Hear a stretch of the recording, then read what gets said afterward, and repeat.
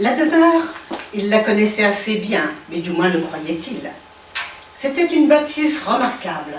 Enfin, autrefois, des cartes postales anciennes la présentaient plein cadre, en noir et blanc, avec la légende en bas inscrite en tout petit, 1867, Deauville, la Villa Ruby.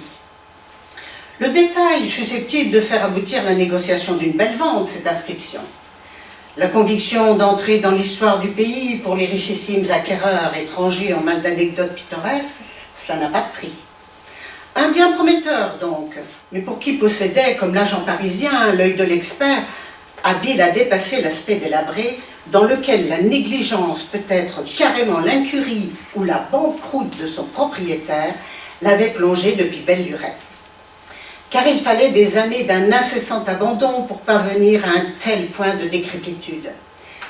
La villa, comme toutes les autres, attirait l'œil lorsqu'on se promenait boulevard Cornuchet, mais pour de mauvaises raisons.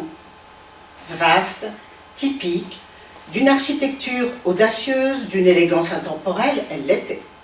Cependant, elle ne lorgnait plus sur la mer que de quelques yeux valides et évoquait davantage l'antre ombreux d'une épouvantable sorcière plutôt que la retraite enviable d'un millionnaire distingué. Si l'expert en immobilier avait sciemment exagéré son état de délabrement, on ne pouvait pas lui donner tort quant à l'effet général produit pour un éventuel acquéreur, par l'aspect lessivé des peintures, les brisures formées dans les bandeaux polychromes du fait de l'effritement des briques, la courbure alarmante de plusieurs avant-toits, les volets vermoulus et dégondés, les ferronneries rongées par la rouille, ou encore les statues décapitées ou démembrées dans les niches du premier niveau.